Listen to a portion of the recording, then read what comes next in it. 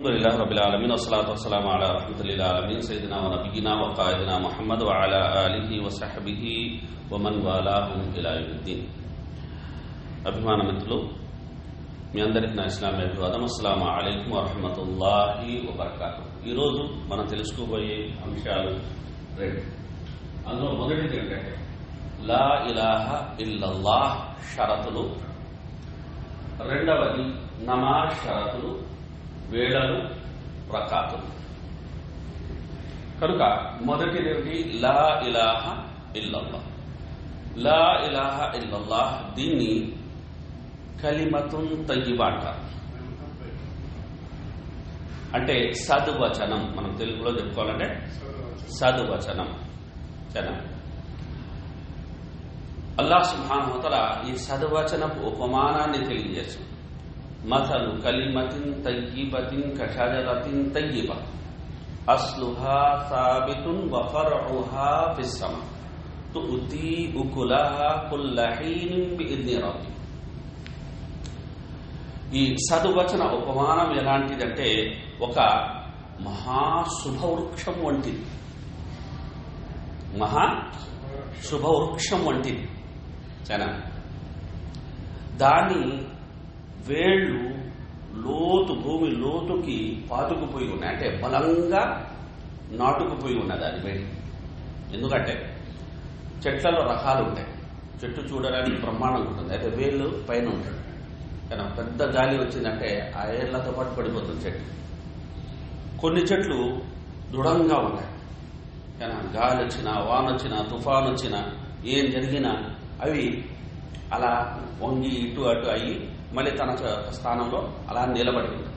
కనుక ఈ సద్వచన ఉపమానం గురించి అల్లాహ్ సుబ్హానహు వ తఆలా తెలియజేస్తూ చెప్పిన మాట, అవి అలా నిలబడడానికి కారణం కానీ బలమైన వేలు. కనుక ఈ సద్వచన ఉపమానం అంటే దాని వేళ్ళు అనేవి భూమి లోతుల్లోకి బాగా పాతుకుపోయి ఉన్నాయి, వేళ్ళూనుకుని ఉన్నాయి, బాగా బలంగా వేళ్ళూనుకుని ఉన్నాయి. మరి దాని శాఖలు, కొమ్మలు ఆకాశంలో విస్తరించి ఉన్నాయి. అంటే దాని వేళ్ళు ఎక్కడ ఉన్నాయి? భూమిలో ఉంటే దాని శాఖలు, కొమ్మలు, రెమ్మలు ఆకాశాన్ని అంటుతున్నాయి. ఇది మామూలు వృక్షం కాదు, ఇది మహావృక్షం. ఇటువంటి వృక్షం అనేది వాస్తవ జీవితంలో లేదు. సరేనా? ఇది ధార్మికంగా అల్లాహ్ సుబ్హానహు వ తఆలా సద్వచనం ఉపమానం ఇస్తున్నాడు. సరేనా? కనుక ఆకాశమంతా అది విస్తరించి ఉంది. ఆ వృక్షం అనేది ఆకాశమంతా, ఆకాశం పందిరైపోయింది ఆ వృక్షానికి.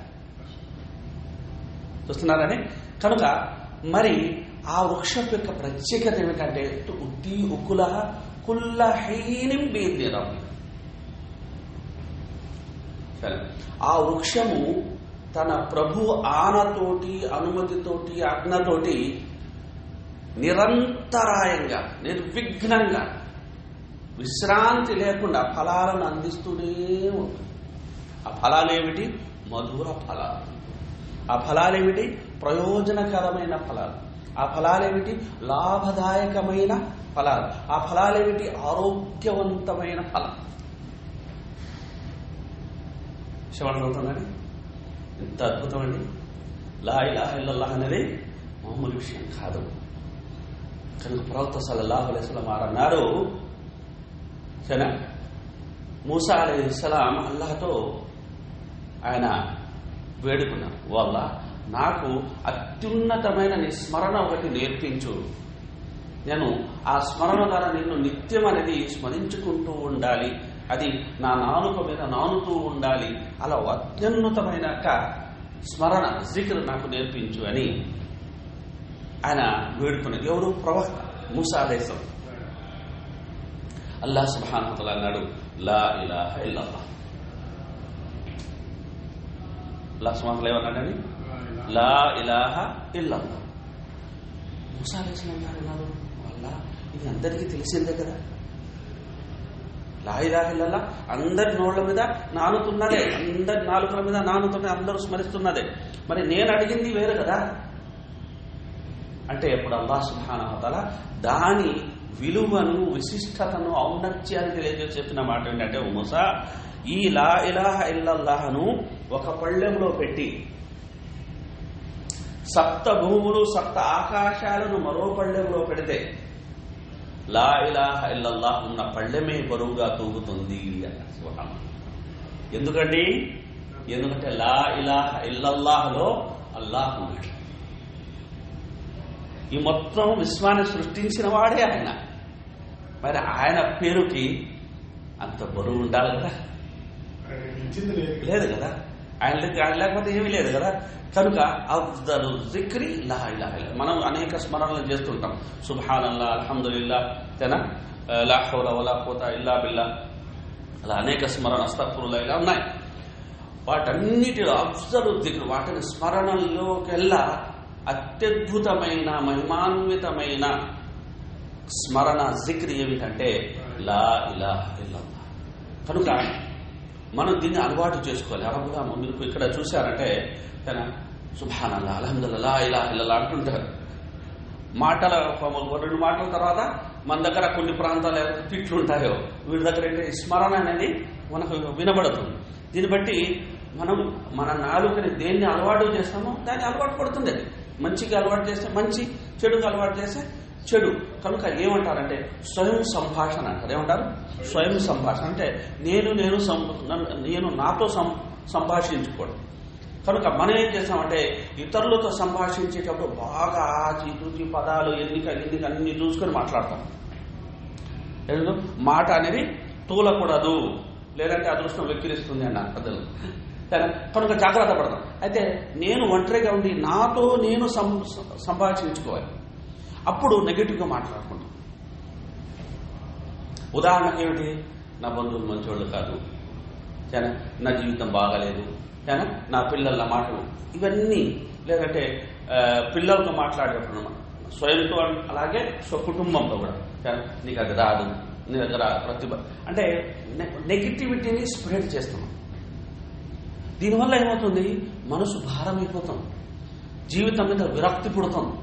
అలా కాదు, మనం పాజిటివ్గా ఉండాలి. స్వయంతో కుటుంబంతో కూడా మనం పాజిటివ్గా ఉండాలి.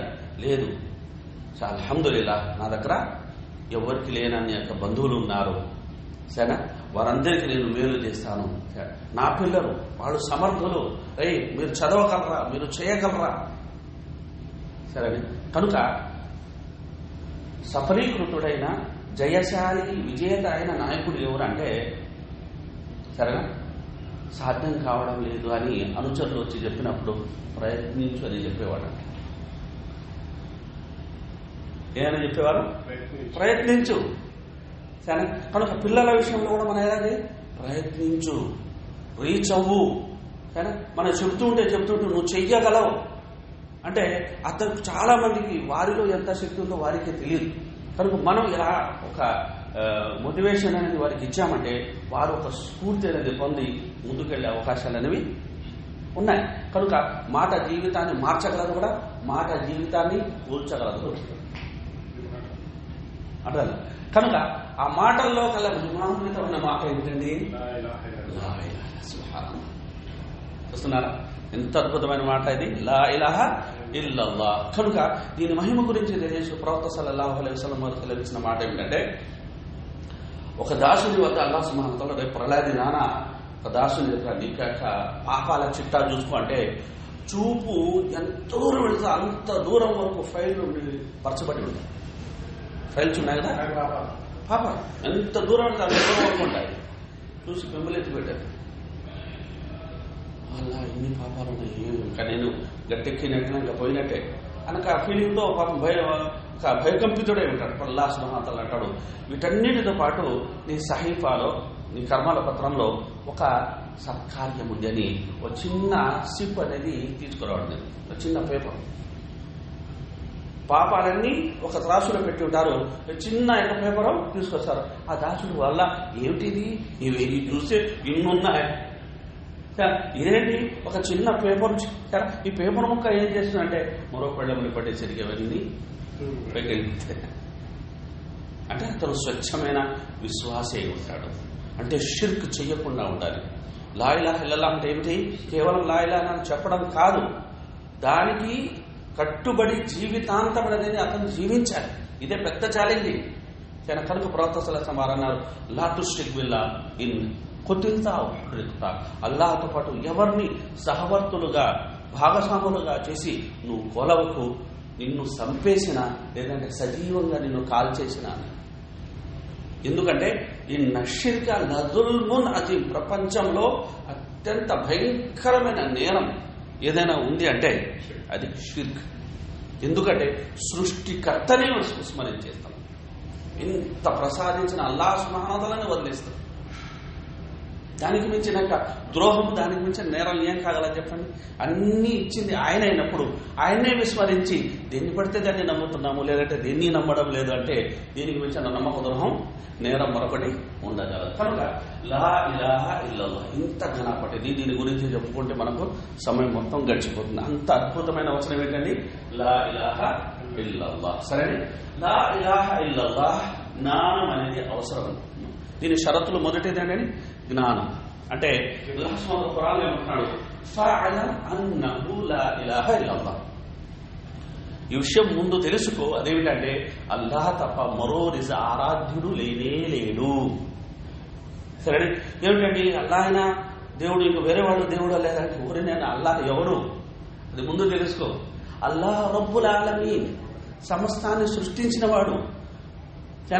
సమస్తాన్ని సృష్టించిన వాడు ఒక్కడే, వేరే వాడు లేడు. సమస్తాన్ని సృష్టించిన వాడినే అల్లాహ్ అంటున్నాడు. జీవన మరణాలకు కారపడిన వాడినే అల్లాహ్ అంటున్నాడు. మనల్ని నిత్యం కాపాడే వారినే అల్లాహ్ అంటున్నాడు. విషయం అంటున్నాడు. అయితే అల్లాహ్ అన్న పదం కానీ ఏదో అరబ్బీ పదం ఉన్నట్టు ఉంది, ఇది తొరపల్లా యొక్క దేవుళ్ళ ఉన్నట్టుంది కనుక ఫీలింగ్ తో చాలా మంది అనేది వాదిస్తారు. నిజంగా ఏంటంటే సృష్టిని చేసిన ఆ సృష్టికర్త పేరే అల్లాహ్. ఆయన్ను మినహాయించి ఎవ్వరు సృష్టిలో భాగస్వాములు లేవరు. ఆ యొక్క స్థాయి గౌరవం అనేది ఎవరికి లేదు. ఏ పేరు తీసుకున్నా అది కేవలం ఎవరికి చెందుతుంది? అల్లాహ్ సుబ్హానహు వ తఆలాకు మాత్రమే చెందుతుంది. కనుక ఇప్పుడు జ్ఞానం అన్నారు కనుక జ్ఞాన విషయంలో తీసుకుంటే దీనికి 2 భాగాలు ఉంటాయి. దీనికి ఏంటంటే 2 భాగాలు. ఆయా భాగాలు ఎన్ని ఉంటాయి? 2 భాగాలు ఉంటాయి. 1, 2. సరేనా?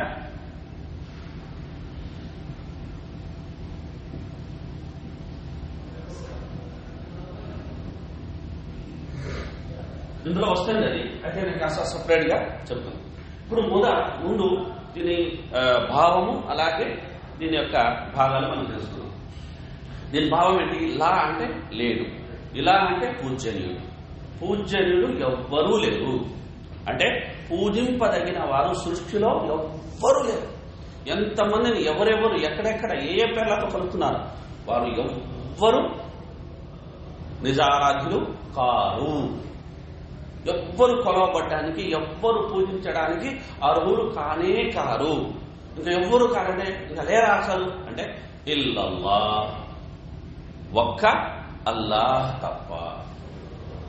ఒక్క అల్లాహ్ తప్ప నిజ ఆరాధనకు అర్హులైన వారు, నిజ ఆరాధ్యులు ఎవ్వరూ లేరు. కనుక మనం తిరస్కరించేస్తున్నాం. సకల మిథ్యా దైవాలను మనం ఏం చేస్తున్నాం? తిరస్కరించడం. ఏవీ లేవు. అయితే అంగీకారం ఒక్క అల్లాహ్ తప్ప. ఇక్కడే మిగిలిపోయామనుకోండి, 2 వర్గాలు ఇక్కడ చిగిలిపోతాయి. సరేనా?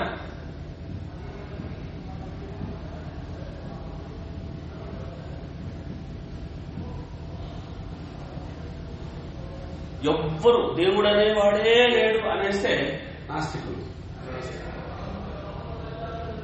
సరేనా? అక్కడే ఆగిపోయారు అనుకోండి, ఏమైపోతారు వాళ్ళు?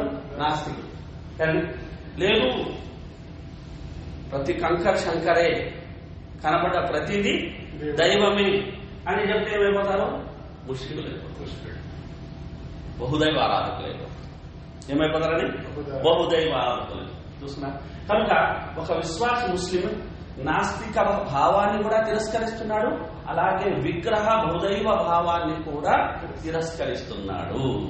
కనుక ఇల్లల్లాహ్ అంగీకారం కేవలం అల్లాహ్ సుబ్హానహు వ తఆలా తప్ప. కేవలం అల్లాహ్ సుబ్హానహు వ తఆలా తప్ప. సరేని? స్పష్టంగా అర్థమైంది కదా? లా ఇలాహ ఇల్లల్లాహ్. మరో పూజ్యనీయుడు, నిజ పూజ్యనీయుడు లేడు, అల్లాహ్ తప్ప. కనుక దర్గా గాని దుర్గా గాని 2 విగ్రహారాధన బహుదైవ భావన కిందికే వస్తాయి. కానీ కానీ ఇది పేరు వేరుగుంది, అది పేరు వేరుగుంది అంటే జరిగే తంతు రెండు చోట్ల ఒకే విధంగా ఉంటుంది. అక్కడ ఉన్నది దైవదాసులే, ఇక్కడ ఉన్నది దైవదాసులే. సరే, మనం కొలవాల్సింది అని దైవాన్ని గాని దైవదాసుల్ని, దైవ సృష్టిని కాదు. ఆ నిజ దైవం ఎవరు అంటే ఆయనే అల్లాహ్ సుబ్హానహు వ తఆలా. క్లియర్? సరే, ఇప్పుడు రెండో విషయానికి మనం వచ్చినామంటే అదేమిటంటే దృఢ నమ్మకం అని చెప్పడం జరిగింది. ఏం జరిగిందండి? దృఢ నమ్మకం. అందులో ప్రవక్త సల్లల్లాహు అలైహి వసల్లం వారు సెలవించిన మాట ఏంటంటే, ఒక వ్యక్తి మరణించే సమయానికి అల్లాహ్ తప్ప మరో నిజారాధ్యుడు లేడు అన్న యథార్థాన్ని అతను గ్రహించాడు అంటే, ఆ స్థితిలో అతనికి మరణం వచ్చిందంటే దఖలల్ జన్నా, అతను స్వర్గంలో ప్రవేశిస్తాడని కూడా మహనీయ ముహమ్మద్ సల్లల్లాహు అలైహి వసల్లం వారు సెలవిచ్చారు. ఇక రెండో విషయానికి మనం వచ్చే ఇన్నమల్ ముమినూన అల్లదీన ఆమను బిల్లాహి వ రసూలిహి సుమ్మ లం యర్తాబు. దృఢ నమ్మకం. సరేనా? విశ్వాసులు ఎవరు అంటే అల్లాహ్ సుబ్హానహు వ తఆలా అంటున్న మోమిన్. సరేనా? విశ్వాసి ఎవరు అంటే వారు అల్లాహ్ను విశ్వసిస్తారు, ఆయన ప్రవక్తను విశ్వసిస్తారు, ఆ తర్వాత ఎలాంటి శంకకి, సందేహానికి, సంశయానికి గురికారు. కనుక శంక ఉంది అంటే దృఢ నమ్మకం లేదు, సందేహం ఉంది అంటే దృఢ నమ్మకం లేదు. అవునా కదా? సంశయం ఉంది, సందిగ్ధత ఉంది అంటే అక్కడ దృఢ నిశ్చితం అనేది లేదు అనేది మనకు స్పష్టంగా అర్థమవుతుంది. కనుక మన విశ్వాసం ఎలా ఉండాలి అంటే అల్లాహ్ తప్ప మరో నిజారాధ్యుడు లేడు అన్న మాట చెప్పిన తర్వాత లేడు అంతే. శ్వాస ఆడినా లేడు, శ్వాస ఆగినా లేడు. విషయం ఉంటుంది కనుక దృఢ నమ్మకం. కనుక అల్లాహ్ సుబ్హానహు వ తఆలా ఖురాన్లో దీన్ని ప్రస్తావించడం అనేది జరిగింది. కనుక ప్రవక్త ముహమ్మద్ సల్లల్లాహు అలైహి వసల్లం వారు సెలవిచ్చిన మాట ఏంటంటే, ఒక దాసుడు జీవితాంతం తౌహీద్కి కట్టుబడి కేవలం అల్లాహ్ సుబ్హానహు వ తఆలాని ఆరాధిస్తూ ఇంకెవ్వరిని కొలవకుండా అతను అదే స్థితిలో గనక అల్లాహ్తో కలుసుకున్నట్లయితే, అల్లాహ్ సుబ్హానహు వ తఆలా అతన్ని అపారంగా కరుణించి స్వర్గంలో ప్రవేశింపజేస్తాడు అని మహనీయ ముహమ్మద్ సల్లల్లాహు అలైహి వసల్లం వారు సెలవిచ్చారు. అయితే ఈ రోజు మనం తీసుకున్నట్లయితే ఇక్కడ వచ్చేసరికి లా ఇలాహ ఇల్లల్లాహ్ అర్థం తెలుసు, అయితే ఇక్కడ వచ్చేసరికి లా ఇలాహ ఇల్లల్లాహ్ అని చెప్పే అనేకులు దర్గాల దగ్గరికి వెళుతున్నారు, జెండా మాన్ల దగ్గరికి వెళుతున్నారు, పీరి ముర్షిదులు అని ఈ దుకాణాలు తెరుచుకొని అనేది వారి కూటి కోసం కోటి విద్యలు అన్నట్టుగా లేనిపోని యొక్క పనులు చేస్తున్నారు. ఎవరు వీరు? మనవారే, లా ఇలాహ ఇల్లల్లాహ్ చెప్పేవారే, దీని భావం తెలిసిన వారే. అయితే దృఢ నమ్మకం విషయంలో వీళ్ళకి దృఢ నమ్మకం అనేది అక్కడ తడబడింది. కానీ వీరు కూడా బహుశా మేలు చేస్తారేమో, వీరు కూడా వింటారేమో, వీరి వల్ల కూడా వెళ్ళొచ్చేమో అన్నాక దాంతో ఇటు అటు అనేది పక్కతోవలు పోతున్నారు. ధర్మం అనేది అది సరళమైన మార్గము, పక్కతోవలు కావు. పక్కతోవలు అనేవి శైతాన్ దారులు అవి.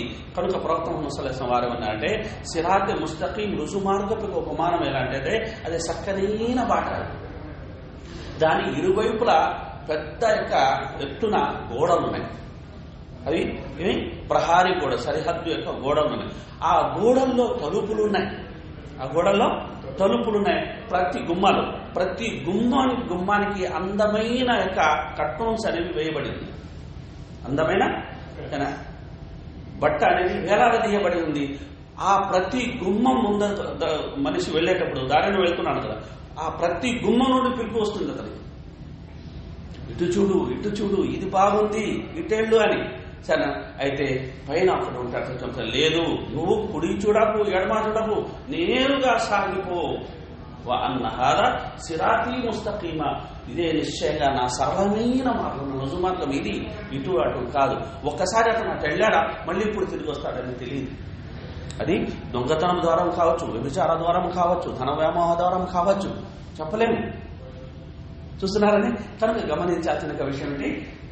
ఈరోజు ఈ దృఢనమ్మకం కొరవడిన కారణంగా ముస్లిం సమాజంలో చాలా మంది అనేది ధర్మాన్ని వీడి అనేది వారు ఏం చేస్తున్నారంటే తెలియదు. వారికి నిజంగా ఇంత చెప్పగలిగిన వ్యక్తులు కూడా లేదు, కానీ వారు తోవా తప్పుతున్నారని మనం చెప్పాలి. సరే, ఇక మూడో యొక్క విషయాన్ని మనం తీసుకున్నట్లయితే ప్రవక్త ముహమ్మద్ సల్లల్లాహు అలైహి వసల్లం వారు సెలవిచ్చిన మాట ఏంటంటే అంగీకారం అనే చెప్పండి. సరే, కనుక ఇన్నహుం కాను ఇదా కీల లహుం లా ఇలాహ ఇల్లల్లాహ్ యస్తక్బిరూన్. సరే, ఇప్పుడు దేవుడు ఉన్నాడండి, దేవుడు ఒక్కడేనండి, ఇవన్నీ మనం చెప్తే దాదాపుగా అందరూ అనే దానికి ఏమిటంటే అభ్యంతరం అనేది తెలియజేయాలి. అయితే ఎప్పుడైతే ఆ నిజ ఆరాధ్యుడు అల్లాహ్ మాత్రమే అని చెప్తామో కొంచెం ఒక్కడేనా నమ్మకాన్ని బట్టి అంటే అక్కడ ఏం చేస్తున్నారు? అంగీకారం. సృష్టికి కర్త అని ఒకడే అని మీరు ఒక గంట ప్రసంగించండి, సమస్య ఏమీ లేదు. దేవుడు ఒక్కడని మరో గంట ప్రసంగించండి, సమస్య ఏమీ లేదు. అది ఎప్పుడైతే లా ఇలాహ ఇల్లల్లాహ్, ఆ నిజ ఆరాధ్యుడు అల్లాహ్ మాత్రమే అని చెప్తామో అక్కడేమవుతుంది? నిజంగా అల్లాహ్ యొక్క అర్థం కూడా ఏమిటండి? అల్లాహ్ అర్థం కూడా ఏమిటి? నిజ ఆరాధ్యుడు అంటే ఏమి లేదు. అల్ ఇలా, అల్ ఇలా అంటే పూజకు నిజమైన అర్హుడు. కానీ నా కృతజ్ఞతకు అర్హుడు ఎవరు అంటే నాకు సహాయం చేసినాడు. మరి నా పూజకు ఎవరు అర్హుడు అంటే నాకు అన్ని ఇచ్చినవాడు. మరి అన్ని ఇచ్చినవాడు అల్లాహే కదా. అది అల్లా అన్ని ఇచ్చిన వాటిని అరబీలో అల్లాహ్ అంటున్నాడు. అంతవరకే. మరి దానికి అర్థం అనేది వేరు కలిపి చెప్పుకోవాల్సిన. అయితే ఆ నామంని పట్టుకుని ఏం చేస్తారంటే ఇస్లాం, లా ఇలాహ ఇల్లల్లాహ్, అల్లాహ్, సరే మొహమ్మద్, ఈ పదాల వెనకాల ఏం చేస్తారంటే కాస్త ప్రజలన్నీ కాస్త అభ్యంతరాన్ని చెప్తారు. కనుక అంగీకారం అనేది అంటే ఈ లా ఇలాహ ఇల్లల్లాహ్ అని చెప్పగానే మనలో అంగీకారం ఉండాలి, కానీ అహంకారం ఉండకూడదు. ఏముండకూడదండి? అహంకారం. ఏముండాలి? మనలో అంగీకారం ఉండాలి. సరేని, ఇది మనం తెలుసుకున్నాక మూడవ యొక్క షరతు. ఇక నాలుగవ షరతును మనం తీసుకున్నట్లయితే అదేమిటి? అంకిత భావము. సరేని, అంకిత భావం అంటే ఏంటి? ప్రవక్త ముహమ్మద్ సల్లల్లాహు అలైహి వసల్లం వారు సెలవిచ్చిన మాట ఏమిటంటే, ఎవరైతే అస్అదున్న ప్రజల్లో అత్యంత సౌభాగ్యవంతులు ఎవరైతే వారు లా ఇలాహ ఇల్లల్లాహ్ను మనసా వాచ కర్మణ త్రీకరణ శుద్ధితో నమ్ముతారు. మనసా వాచ కర్మణ త్రీకరణ శుద్ధితో నమ్ముతారు. కనుక పూర్తి అంకిత భావం ఉంటుంది. ఆ యొక్క సదువచనానికి, ఆ కలిమాకి వారు అంకితమైపోతారు. సరే, మరి దీనికి భిన్నంగా కూడా ఉంటుంది అంటే ఉంటుంది. కనుక అల్లాహ్ ఖురాన్లో సెలవిస్తున్న మాట ఏమిటంటే వఖాలతిల్ అరాబు ఆమన్నా, వఖాలతిల్ అరాబు ఆమన్నా. సరే, కనుక కొందరు పల్లెవాసులు అంటున్నారు ఏమని? మేము విశ్వసించాము అని. అల్లాహ్ అంట వలాకిన్ కూలు అస్లంనా, కాదు మీరు విశ్వసించారు, మీరు లొంగిపోయారు. అంకిత భావం అంటే కొన్ని పరిస్థితులు ఏం చేస్తాయంటే మనిషిని బలవంతం పెట్టచ్చు. దానికి కారణాలు ఏమని మనం చెప్పడానికి లేదు. కానీ ఆర్థిక పరిస్థితులు కావచ్చు, లేదా ఇతరతర కారణాలు కావచ్చు. కనుక మనిషి బలవంతాన, ఒత్తిడిన, వేరే మార్గం లేకనో అతను ఒక ధర్మాన్ని నమ్ముతున్నానని చెబుతుండొచ్చు. అయితే అంకితం అతని మనసులో ఉండదు. చూస్తున్నారని. అయితే ఒక విశ్వాసి ఎలా ఉండాలి? దీని పట్ల అలాంటి స్వార్థాలనేవి పెట్టుకోకూడదు. అతను స్వార్థ భావన అనేది ఉండకూడదు. అతనిలో అంకిత భావం అనేది ఉండాలి అని నాలుగవ షరతుగా మనం ఇక్కడ చెప్పుకోవాలి. సరేని, ఇక మనం ఐదవ షరతు విషయాన్ని మనం తీసుకున్నట్లయితే అదేమిటంటే స్వయం సమర్పణ. అదేమిటండి? స్వయం సమర్పణ. కనుక అల్లాహ్ సుబ్హానహు వ తఆలా ఖురాన్లో ఇబ్రాహీం అలైహిస్సలాం వారి గురించి తెలియజేస్తూ చెప్పిన మాట, ఇద్ ఖాల లహు రబ్బుహు అస్లిం ఖాల అస్లమ్తు లిరబ్బిల్ ఆలమీన్. ఇబ్రాహీం అలైహిస్సలాం వారికి ఎప్పుడెప్పుడైతే అల్లాహ్ సుబ్హానహు వ తఆలా నిన్ను నువ్వు నాకు సమర్పించుకో, నిన్ను నువ్వు నాకు సమర్పించుకో అని ఆదేశించాడు, అప్పుడప్పుడు ఇబ్రాహీం అలైహిస్సలాం ఆయన్ను అల్లాహకు సమర్పించుకున్నారు. అస్లంతు లిరబ్బిల్ ఆలమీన్. ఏమన్నారు ఆయన? సమస్త లోకాలకు ప్రభువైన అల్లాహకు నేను అంకితమైపోయాను, నన్ను నేను సమర్పించుకున్నాను అన్నారు. కనుక ఈ సమర్పణ అనే స్వయం సమర్పణ అనేది ఇది కదా, దీన్ని ఇస్లాం అంటారు. ఏమంటారు? ఇస్లాం దాని నుండే వచ్చింది. ఇస్లాం అంటే అరబీ కనుక మనకు అలా అర్థం అవుతుంది. ఇస్లాం అంటే విధేయత, ఇస్లాం అంటే సమర్పణ, ఇస్లాం అంటే సరేనా పూర్తిగా లొంగిపోవడం. ఎవరికి? అల్లాహ్ సుబ్హానహు, మన సృష్టికర్తకు మన లొంగి జీవించడం. సరే, ఇక తర్వాత యొక్క ఆయతను మనం తీసుకున్నట్లయితే అవి మనం ద్వారా అదేమిటంటే నిజాయితీ. అదేంటండి? నిజాయితీ. సరే, ప్రవక్త ముహమ్మద్ సల్లల్లాహు అలైహి వసల్లం వారు సెలవిచ్చిన మాట ఏమిటంటే నిజాయితీ అనేది ఏంటంటారు అంటే నేను చెప్పిన మాట విషయంలో నేను ఆ మాటకి కట్టుబడి ఉన్నాను, నా మాటకి నేను కట్టుబడి ఉన్నాను. అదే కదా నిజాయితీ. మాట లేదు చెప్పడానికి చెప్పేసినైతే దానికి నేను కట్టుబడడం లేదంటే అంటే నేను మాట మీద నిలబడలేదు అని మనకు అర్థమవుతుంది. కనుక నిజాయితీ అనేది అంటే లా ఇలాహ ఇల్లా చెప్పిన తర్వాత ఏ విధులైతే మన మీద వస్తాయో, ఏ పనులైతే కర్తవ్యాలైతే మనం చేయాల్సి ఉంటుందో వాటన్నిటి మనం సజావుగా చెయ్యగలగాలి. అప్పుడే కానీ మనం ఆ సద్వచనం ఏడలా నిజాయితీ కలిగినాడు. సరే నేను పెళ్లి చేసుకున్నాను, అంగీకారం ఏంటి? నేను ఆమెను నా భార్యగా అంగీకరించిన, అంతే కదా నేను చెప్పింది. సరే తర్వాత చూసుకోకపోతే ఆదర్శ భర్త ఎలా అవుతారు అని నేను మాట చెప్పాను అంటే మాట మీద నిలబడితేనే, అలాగే లా ఇలాహ ఇల్లాహ్ అన్న తర్వాత దానికి అనుగుణంగా మనం జీవిస్తేనే. అలాగే ఏడో యొక్క విషయం ఏంటి? అదే ప్రేమ. అదేమిటండి? ప్రేమ. కనుక అల్లాహ్ సుబ్హానహు వ తఆలా ఖురాన్లో సెలవిస్తున్నమాట, వల్లదీన ఆమను అషద్దు హుబ్బల్ లిల్లాహ్. సరే మన ప్రపంచంలో ఎవరెవరిని కొలుస్తున్నారు వారందరినీ తీసుకుంటే అభిమానం అనేది కనబడుతుంది అందరిలో. ఆ వ్యక్తి పట్లనో కదా, ఆ యొక్క శక్తి పట్లనో, లేదంటే ప్రత్యేక ఏమంటారు విగ్రహమో, లేదంటే జాతి పెద్దలు, ఎవరు సంథింగ్ ఆ తల్లిలో ఎవరు కావచ్చు, వారి పట్ల వారికి ఎందుకు వారు ఆరాధన భావన కలిగి ఉన్నారంటే వారు అభిమానిస్తున్నారు, ప్రేమిస్తున్నారు ఆ వ్యక్తిని. ఏదో ఒక విషయం వారికి నచ్చింది, ప్రేమిస్తున్నారు అవునా కదండి. కనుక అల్లాహ్ సుబ్హానహు వ తఆలా ఖురాన్లో ఏమంటా అంటే ఎవరైతే అల్లాహ్ను వీడి వారి యొక్క ఇలవెల్పులను దేవుళ్లను కొలుసుకుంటున్నారో వాళ్ళందరినీ ప్రేమిస్తున్నారు. అయితే వల్లదీన ఆమను, విశ్వాసులు ఎవరైతే ఉన్నారో అషద్దు హుబ్బలిల్లాహ్, వారు అల్లాహ్ను ప్రేమించినంతగా ప్రపంచంలో ఎవరిని ప్రేమించారు అసాధ్యం. ఎందుకంటే అవి అశాశ్వతం, అల్లాహ్ శాశ్వతం. అవి సృష్టితాలు, ఆయన అంతమైపోతాయి. అల్లాహ్ సుబ్హానహు వ తఆలా అంతం కాని అస్తిత్వం ఆయనది. కనుక ఆయన ప్రేమ కూడా ఏంటి? అపారము, అమోఘము, అమేయము. కనుక ప్రేమ. కనుక మనం ఈ యొక్క సద్వచనం పట్ల ఏం కలిగి ఉండాలి? ప్రేమ కలిగి ఉండాలి. ఏం కలిగి ఉండాలని? ప్రేమ కలిగి ఉండాలి. సరేని. కనుక ప్రవక్త ముహమ్మద్ సల్లల్లాహు అలైహి వసల్లం వారు సెలవిచ్చిన మాట ఏమిటంటే సలాసున్ మన్కున్న ఫీ, 3 విషయాలు వ్యక్తులైతే ఉంటాయో అతను విశ్వాస మాధుర్యాన్ని రుచి చూస్తాడు. ప్రతి రుచి అనేది ఇప్పుడే స్వీట్ తిన్నాం మనం, రుచి తెలిసింది కదా. కనుక అలా ఉప్పు, కారము, చిన్న షట్ రుచులు అంటాం. ఇవన్నీ రుచులు మనం తెలుసు కదా. కనుక ఇవి రుచులు మామూలుగా 4కు సంబంధించిన. అయితే మానసిక రుచి, ఆత్మరుచి. ఆత్మరుచి ఎందులో ఉంది? విశ్వాసంలో ఉంది. కనుక ప్రవక్త సల్లల్లాహు అలైహి వసల్లం వారు అన్నారు 3 విషయాలు ఏ వ్యక్తులు ఏవైతే ఉంటాయో అతను విశ్వాస మాధుర్యాన్ని అతను ఆస్వాదిస్తాడు. అందులో మొట్టమొదటినంటే అతనికి అల్లాహ్ మరియు ఆయన ప్రవక్త ప్రపంచంలో సకల విషయాల కన్నా ప్రియతములై ఉండాలి. ప్రపంచంలో సకల విషయాల కన్నా ప్రియతంగా ఉండాలి. ఆ తర్వాత ప్రవక్త సల్లల్లాహు అలైహి వసల్లం వారు అన్నారు అతను ఎవరిని ప్రేమించినా, ఎవరిని అతను అసహించుకున్నా అల్లాహ్ కోసం మాత్రమే ప్రేమించాలి, అల్లాహ్ కోసం మాత్రమే అసహించుకోవాలి. అతను స్వార్థం అనేది ఉండకూడదు. సరేని అనే విషయపడ్డనే ధర్మం కోసం మాత్రం.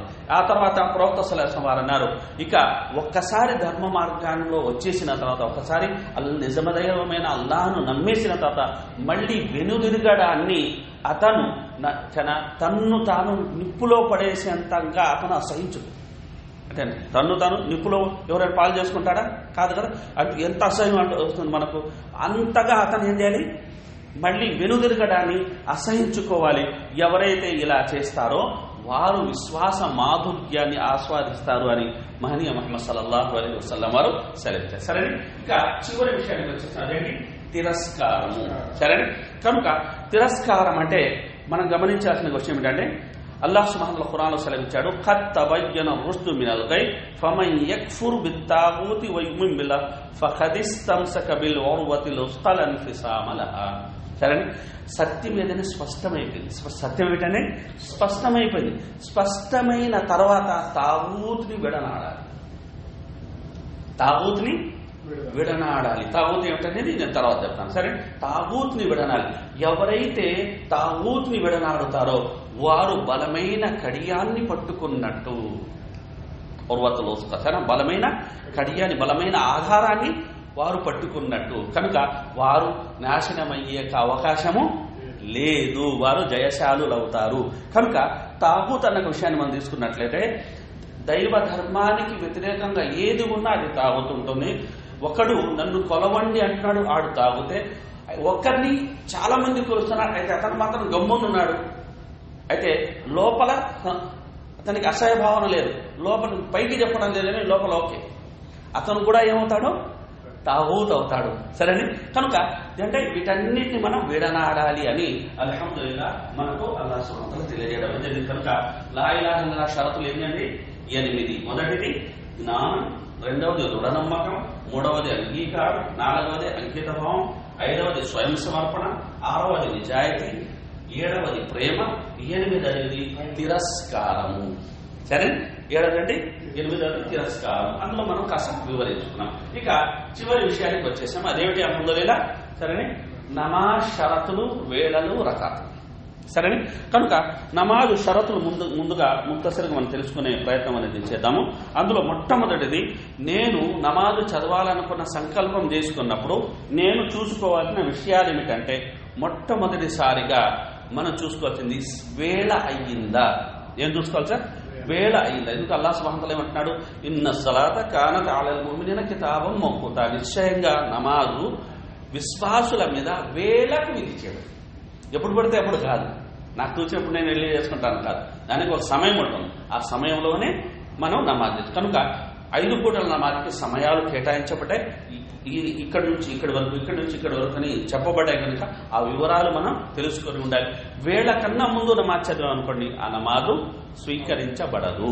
సరేని కనుక ఇది మనం గుర్తు పెట్టుకోవాల్సిన విషయం. జుహర్ నమాజ్ ఉదాహరణకు 12కి జుహర్ నమాజ్ అవుతుంది అనుకోండి, నేను ఒక అర్ధగంట ముందు చేస్తున్నా అంటే జుహర్ నమాజ్ అవ్వదు. మీరు తర్వాత చేసే దాటిపోయినతో అసర్ సమయంలో చేసినా నడుస్తుంది, అది కథ అవుతుంది, నడుస్తుంది. ఎందుకు? ఆ సమయం దాటిపోయింది కనుక కథ అవుతుంది, ముందు నమాజ్ అవ్వదు. సరే, అయితే జుహర్, అసర్, మగ్రిబ్, ఇషా వీటికి ప్రయాణంలో మనకు వెసులుబాటు ఉంది. అదేమిటంటే వాటిని ముందుకు జరుపుకును, తర్వాతకి జరుపుకుని మనం నమాజ్ అనేది చేసుకోవచ్చు. సరేండి, ఇదే ధర్మం ఏదైతే ఇచ్చిందో కనుక వేళ. రెండవది ఏంటంటే 3 విషయాలు పరిశుభ్రంగా ఉండాలి. సరేండి, ఒకటి శరీరం పరిశుభ్రంగా ఉండాలి, రెండవది బట్టలు పరిశుభ్రంగా ఉండాలి, 3 స్థలం పరిశుభ్రంగా, నేను నమాజ్ చేసే స్థలం పరిశుభ్రంగా ఉండాలి. ఇది రెండవ షరతు. మూడొక విషయాన్ని మనం తీసుకున్నట్లయితే మన ఆ కనీస ఆచ్ఛాదన అనేది నమాజులో ఉండాలి. కనీస ఆచ్ఛాదన అనేది కప్పబడిన ఉండాల్సిన అవయవాలు కప్పబడి ఉండాలి. కనుక మోకాలి కింది వరకు నుండి మొదలు నాభి పై వరకు అనేది ఈ కనీస ఆచ్ఛాదన ఎవరికి? పురుషుడికి. స్త్రీకి యావత్ శరీరం అనేది ఆచ్ఛాదన. సరేనా? కనుక గమనించాల్సిన విషయం ఏంటంటే నమాజులో అల్లాహ్ ముందర నిలబడినప్పుడే శరీరం చూపించకూడదని అల్లాహ్ చెప్పినప్పుడు, ఇంకా బయటికి వెళ్ళినప్పుడు స్త్రీ శరీరాన్ని చూపించే అనుమతి ఇస్లాం ఇస్తుంది. ఎందుకంటే ఇస్లాం యొక్క అసలు గుణం ఏంటో తెలుసా? సిగ్గు. ప్రతి మతానికి ఒక చిహ్నం ఉంటుంది, ఒక గుర్తింపు ఉంటుంది, ఏదేదైనా కావచ్చు. అయితే ఇస్లాం గుర్తింపు ఏంటి? సిగ్గు. కనుక సిగ్గుగా సంబంధించిన యొక్క ఆదేశాలే మెండుగా అనేది ఏదో ఉంటాయి, ఇస్లాం ధర్మంలో ఉంటాయి. కనుక సంస్కారం అనేది ఏదైతే ఉందో చూడగానే అబ్బా చాలా సంస్కారవంతమైన బిడ్డ, సంస్కారవంతమైన స్త్రీ. కనుక పెద్దలు ఏమన్నారు, ఒక దేశాన్ని చూడాలి అంటే ఆ దేశ స్త్రీని చూడాలి, ఆ స్త్రీని చూడాలంటే ఆమె వస్త్రధారణ చూడాలన్నారు. చూస్తున్నారని గమనిస్తున్నారు. కనుక ఇస్లాం ధర్మం వస్త్రధారణ విషయంలో ఇంత పకడ్బందీగా అది ఆదేశాలు జారీ చేస్తుందంటే అందులో ఆమెకే రక్షణ ఉంది. కానీ తద్వారా అనేది అలాగే ఆ పర్దా ఆదేశంలో మీరు సతాయించబడకూడదని ఈ ఆదేశం ఇవ్వబడిందని, మీరు గుర్తించబడి సతాయించబడకూడదని ఈ ఆదేశం ఇవ్వబడిందని అల్లాహ్ సుబ్హానహు వ తఆలా సూరా నూర్లో పేర్కొనడం జరిగింది. కనుక ఇది మనం గమనించాలి. అలాగే మనం నమాజ్ సమయంలో ఖిబ్లా వైపు మనం తిరగాలి. ఖిబ్లా అంటే దిశ. దిశ మనకేది? కాబా. మనం ఎక్కడ ఉన్నా కాబా దిశగా మనం నిలబడాలి. అదే కాబాలో మనం వెళ్లే మస్జిద్ హరాములు అంటే ఇంకా చుట్టూతా నిలబడి చేయాలి. అయితే వీపు చూపి కాదు. సరేనే? సరే. అలాగే మనం నమాజ్ వేళ అయ్యింది అంటే సరేనా, మనకు శక్తి ఉంది అంటే నిలబడి నమాజ్ చేయలేదు. సరేనా? కనుక ప్రవక్త ఫరజ్ నమాజ్ విషయంలో చెప్పిన విషయం ఏంటంటే నిలబడి నమాజ్ చేసే వ్యక్తికి ఎక్కువ పుణ్యం లభిస్తుంది.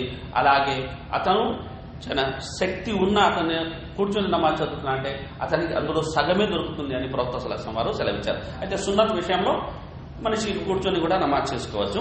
సరేనా? అయితే మనం గమనించాల్సిన విషయం ఏంటంటే వీలైనంత వరకు నిలబడ్డమే ఉత్తమం. కనుక వినయం అనేది నిలబడ్డంలోనే మనకు ఉంటుంది. కనుక ఇది మొట్టమొదటి మనకు విషయం అనేది మనం తెలుసుకున్నాం. అదేంటి షరతులు అల్హమ్దుల్లాహ్ పూర్తాయి. సరే, మిగతా తర్వాత తెలుసుకున్నాం. రెండవది వేళలు ఏమిటి? ఫజర్ వేళ, జోహర్ సమయము, అసర్ సమయము, మగ్రిబ్ సమయము, ఇషా సమయం. అల్హమ్దుల్లాహ్ ఇప్పుడు మన దగ్గర ఏంటంటే యాప్ ఉంది. కానీ ఏ దేశం కావాలన్నా మన దగ్గర యాప్ ఉంది. యాప్ని మనం ఫాలో అయ్యి నమాజ్ వేళల్ని మనం తెలుసుకోవచ్చు. చాలా సులభమైన. ఒకప్పుడు ఏంటంటే దానికి ఒక స్కేల్ అనేది ఉంది, చెప్పేవారు నీడ ఇంత ఉండాలి అంటూ ఉండాలి. ఇప్పుడు పెద్దగా దాని అవసరం లేదు. అడవి ప్రాంతానికి ఎడారి ప్రాంతానికి వెళ్తే తప్ప బాసులు గీసులు లేవు అంటే అప్పుడు అవసరం ఉండొచ్చు. కనుక ఇప్పుడు దీంతో అడ్జస్ట్ అయితే మనం కాదు.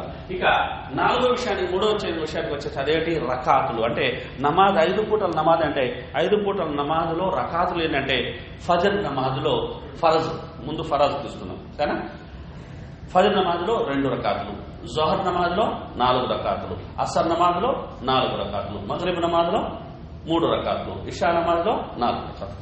మొత్తం కలిపితే 17 రకాలు. మొత్తం కలిపితే 17 రకాలు. సరే, ఇందులో తగ్గించడానికి పెంచడానికి లేదు, అనుమతి ఉన్న చోట తప్ప. ఉదాహరణకు ప్రయాణంలో మనం ఉన్నామంటే జోహర్, అసర్, అలాగే ఇషా 4 రకాతుల నమాజ్. కేవలం 4 రకాతుల నమాజ్ ఏదైతే ఉందో ఆ 4 రకాతుల నమాజు 2గా మనం చదువుతాం. సరేనా? నిజంగా చెప్పాలి అంటే ముందు ఏదైతే నమాజ్ ఆదేశం అనేది ఇవ్వబడిందో అప్పుడు 2 రకాతులే ఇవ్వబడింది. అదే అప్పుడు 2 రకాతులు ఇవ్వబడింది. ఆ తర్వాత దాన్ని పెంచడం జరిగింది. అదే ఆ 2 రకాతుల యొక్క అనుమతి అనేది ఎప్పుడు మీకు ఇవ్వబడింది? ప్రయాణంలో అనేది మా సౌకర్యార్థం అనేది ఇవ్వబడింది. ఎందుకు? మన సౌకర్యార్థం చేయమంటే చేయాల్సిందే కదా. అయితే అల్లాహ్ సుబ్హానహు వ తఆలా ఎందుకు చూడండి తన ఆరాధన తగ్గించేశాడు. అలా తక్కువగా ఆరాధించుకుంటారా? మీరు ప్రశాంతంగా ఉండండి. సుబ్హానల్లాహ్. అర్థమవుతలేదు కనుక గమనించాల్సిన విషయం. కనుక ఇవేంటి? రకాతులు. ఎన్ని? 17 రకాతులు. సరే, ఇప్పుడు సున్నత్లు కూడా మనం పాటించాం. ఎందుకు? ఫర్జ్ అనేది ఓకే మంచిది. అయితే ఫరజ్ కి రక్షణ ఏమిటి? సున్నత్ కి రక్షణ అంటే ఇంకా అదనంగా చేసేది నమాజ్. కనుక సున్నత్లని మనం మిస్ కావు. చాలా మంది ఫరజ్ నమాజ్ చదువుకోగానే ఏదో అనేది వెళ్ళిపోతుంది. లేదు సోదరు, సున్నతులు కంపల్సరీ మనం సున్నతులు అంటే ఈ 12 సున్నతులు ఏదైతే నేను చెప్తున్నాను ప్రవక్త జీవితంలో ఎప్పుడు వదలలేదు. దీని సునాని ముఅక్కద అంటారు. అంటే ఆయన కంపల్సరీగా సున్నతులని చేసేవారు.